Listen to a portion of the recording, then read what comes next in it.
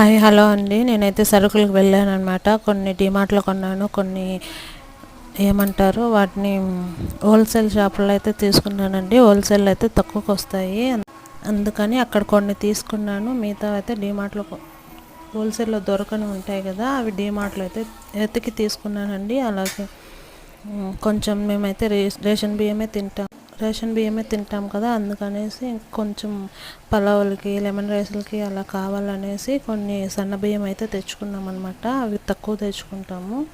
మాకు నెల మొత్తము ఒక 10 kgs అలా సరిపోతాయండి. ఎక్కువ మేము దోశ, సంగటి, చపాతి అలా తింటాము.